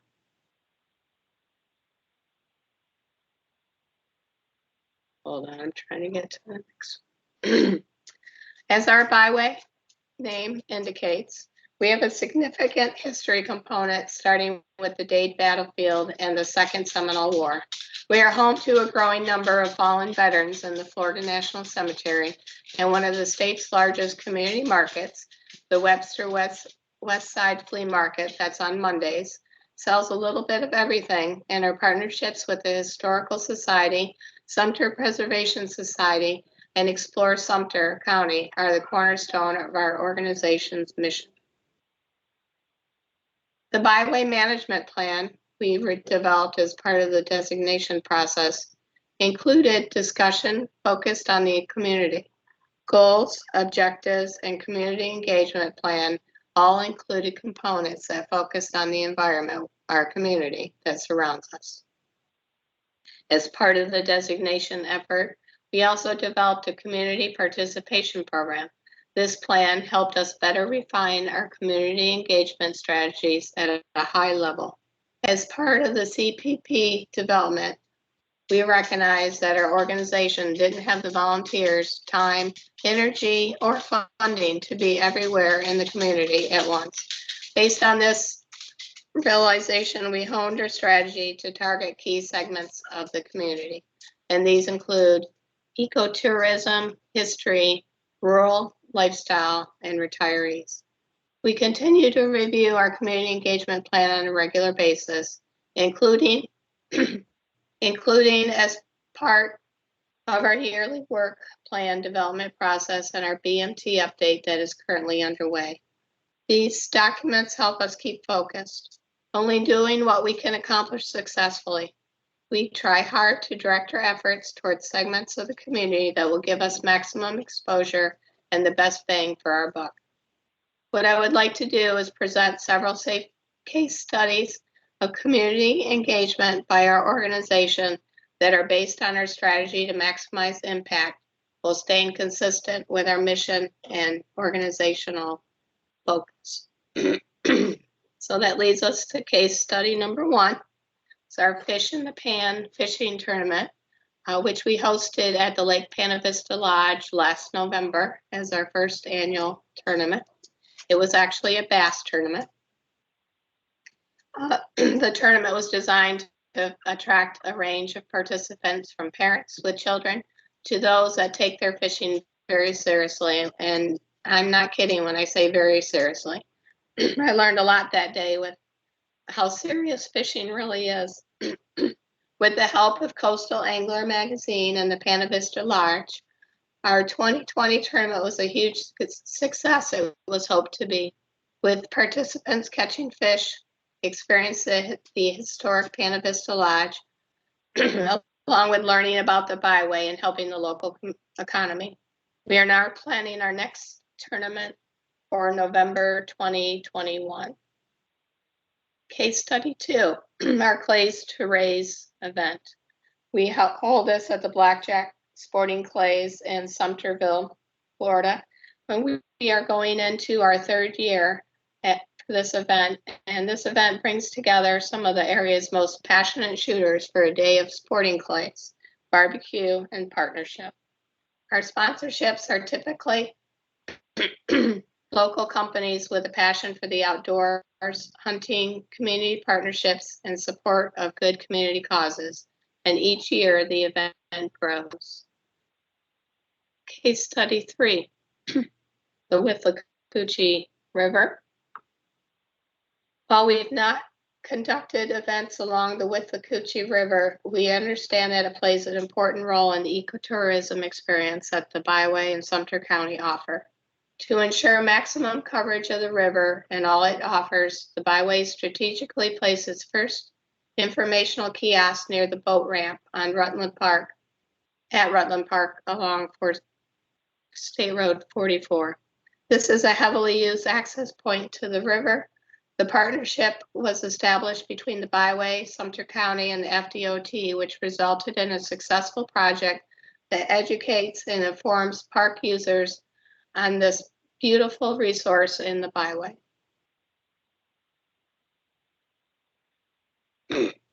Case study number 4, the Byway Poker Run.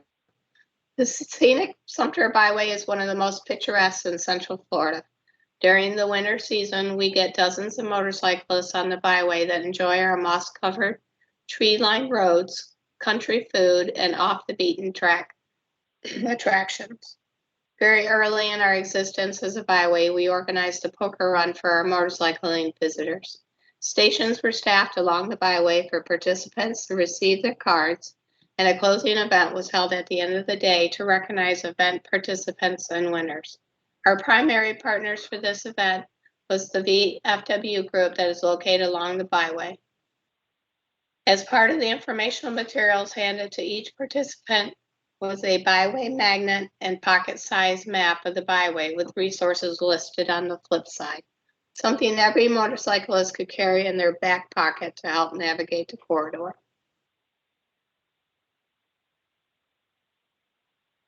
Case study number 5, which is our Antique Roadshow.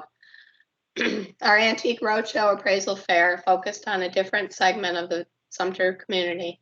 The Villages is a retirement community that covers portions of Sumter, Lake, and Marion counties.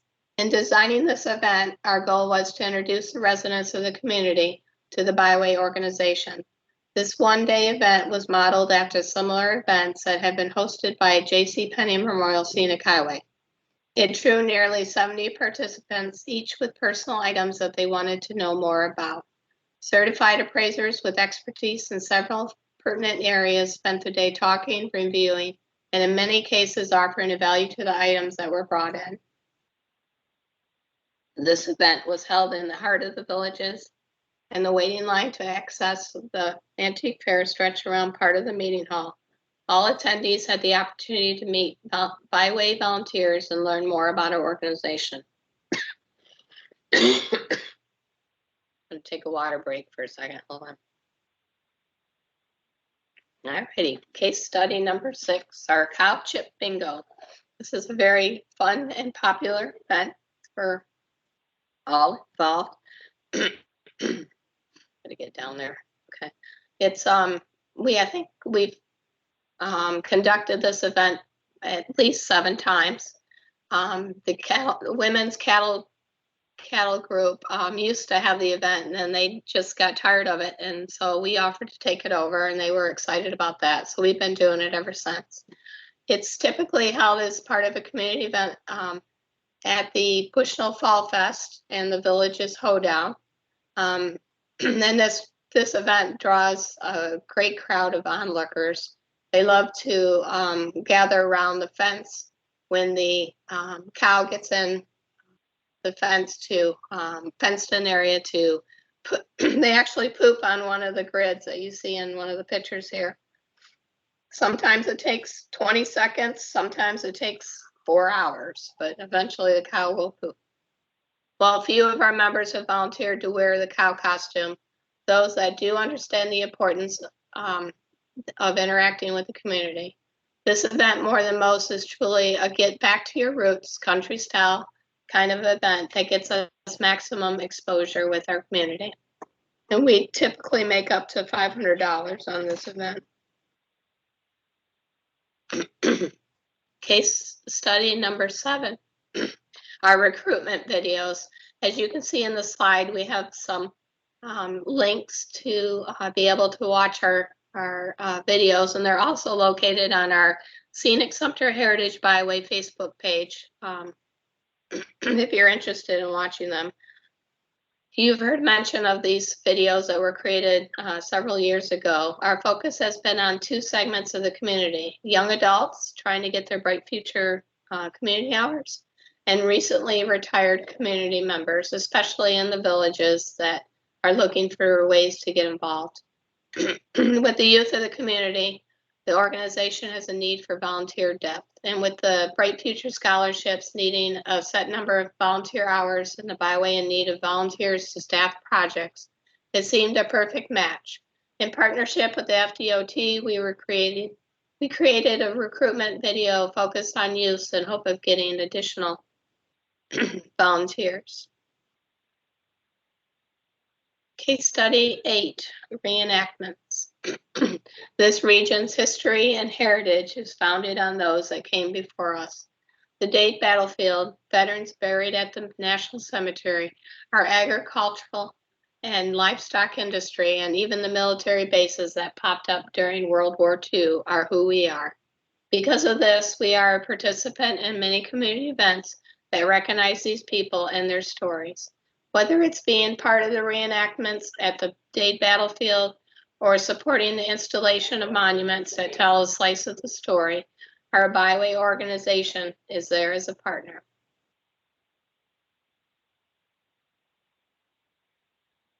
Case study 9, our partnerships. If there's one thing that we've heard loud and clear through these workshop sessions, it's that partnerships are key to advancing a mission. We are passionate volunteers with a mission, but it is a mission that would be almost impossible to meet if it wasn't for our partners. While this slide only reflects a small number of our wonderful partners, let me offer that this, as my last case study, I'd like to offer a shout out to all those that have helped us accomplish our mission. Thoughts for success. In close, let me offer several lessons learned about knowing and understanding your environment.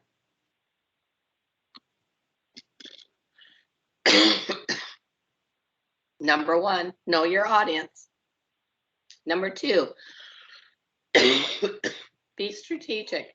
You can't be everywhere. There are only so many volunteers to go around. So partner to build momentum. Number 3, nurture partnerships. Be a partner with other organizations.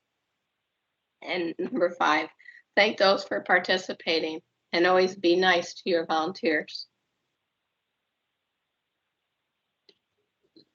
And that is it. Thank you for allowing me to talk about our organization. And if you have any questions, please put them in the chat box and I will answer them via email. Thank you so much. Don, thank you so much, Don. You're so dedicated, right through laryngitis. We definitely appreciate you and all the speakers. We are running great on time, so I'm going to go ahead and present Claudia's top 10. Whoops.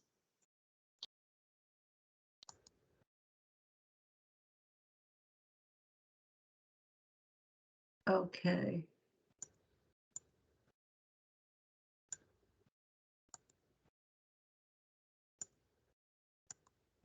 Okay, do you see the screen? Yes. Okay, wonderful. Yeah. So welcome.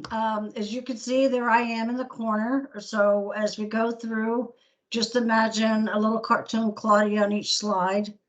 So the top 10 list has been a highlight for each of the previous workshop sessions.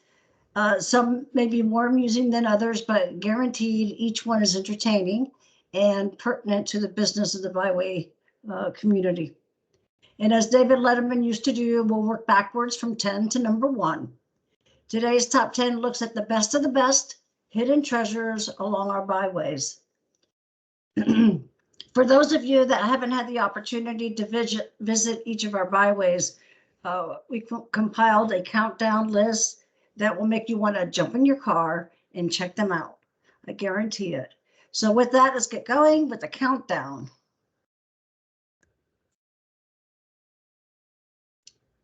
Number 10 on the list is Gemini Springs Park in DeBary, located on the River of Lakes Heritage Corridor, immediately northwest of Lake Monroe.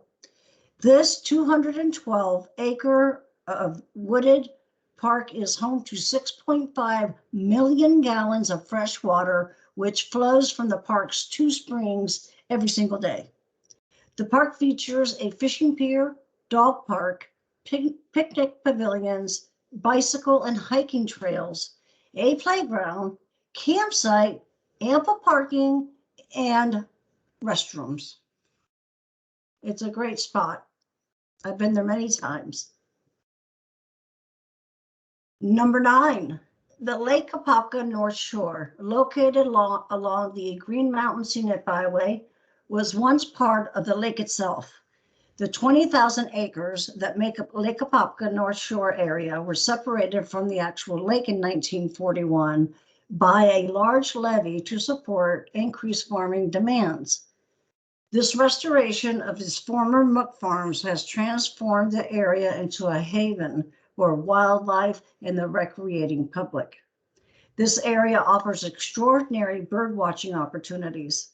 It's one of the top 3 birding areas for the entire state, and there have been 369 different bird species recorded to date on this property. So if you're a birder, this is a place to be. Or if you know one. Number 8 on the list is the Pana Vista Lodge, located along the Sumter Scenic Heritage Byway. Pana Vista Lodge was originally a large plantation home built on the outlet river between the Withlacoochee River and the Lake Pennsauken in the 1880s.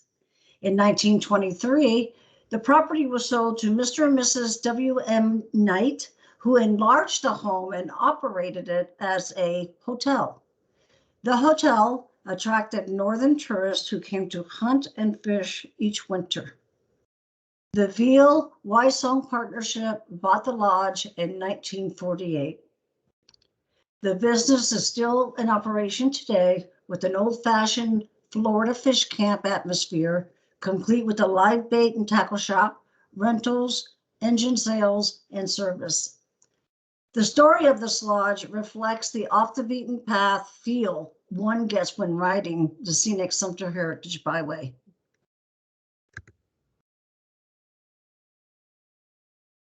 Number 7, the Casements was the winter home of John D. Rockefeller until 1937.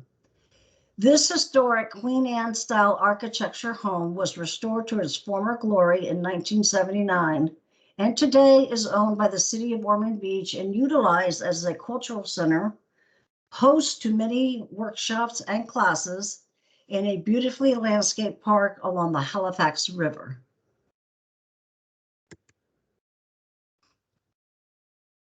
Number 6, this historic amphitheater is in the Ocean Walk Village in Daytona Beach and was built by the Works Progress Administration in 1938. The bench shall host outdoor concerts and performances. It was added to the National Register of Historical Places in 1999. This historic outdoor venue is on the Halifax Heritage Byway.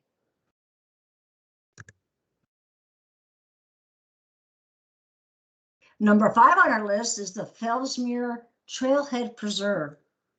This 80-acre preserve provides opportunities to enjoy native Florida, to include hiking, birdwatching, and camping. The preserve also has an observation tower and adventure challenge course. Its connection to the miles of trails in the Sebastian River State Park are perfect for hiking and horseback riding too. It also has access to the Indian River County's rail trail, spanning from the Indian River Lagoon to Blue Cypress Lake. This facility also serves as a southernmost welcome center for the Indian River Lagoon National Scenic Byway.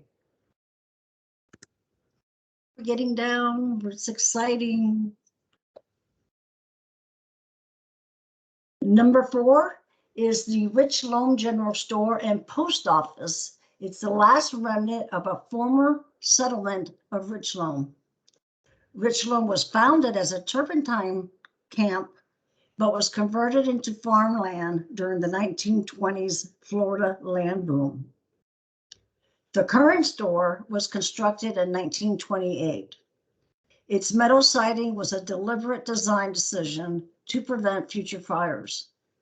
The Rich Loam General Store was the short-lived settlement's only general store and post office, and it provides a tangible connection to a long-gone community.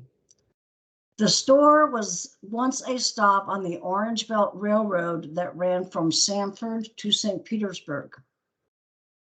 The general store and post office served the Rich Loam area until 1936. The store was originally called Brinson and Boyett General Merchandise. This store has reopened today and providing a window of historic architecture and the types of goods that would have been sold in the early 20th century.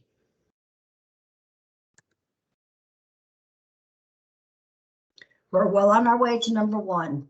At number 3 is the Washington Oaks Garden State Park. It's a place where an unexpected combination of unique features unites to create a beautiful property. The park is most famous for its stunning formal gardens, but it also preserves the original habitat of a Northeast Florida barrier island. At one time, this property was the winter home of Owen Young, CEO of General Electric and founder of Radio Corporation of America, otherwise known as RCA. The gardens offer a peaceful stroll along winding reflection ponds sheltered by a picturesque oak hammock. Be sure to take your camera and comfortable shoes. It is a beautiful sight.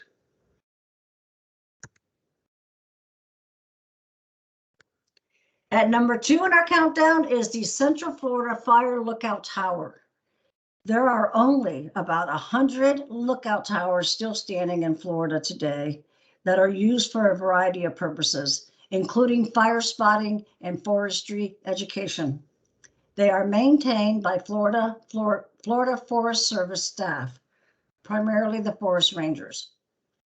Historically used to fight fires in the distance, these structures are no longer useful for their intended purpose because of the advances in firefighting technology that we have today. Many of these structures are candidates for listing in the National Register of Historical Places.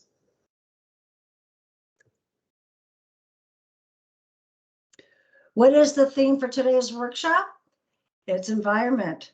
Everyone on this call appreciates the environment our byways are a part of.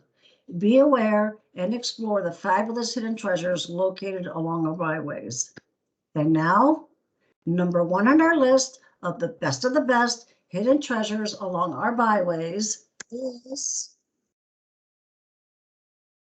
well, it's you.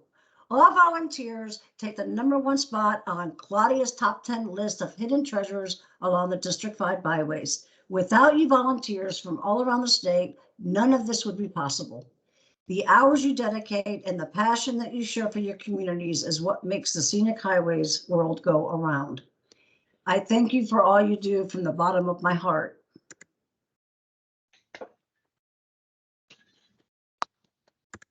Excellent. So what time do we have? Perfect. Oh, wow. A little 4 minutes. Okay, so we're probably not going to have a whole lot of time for conversations, but please send them to me.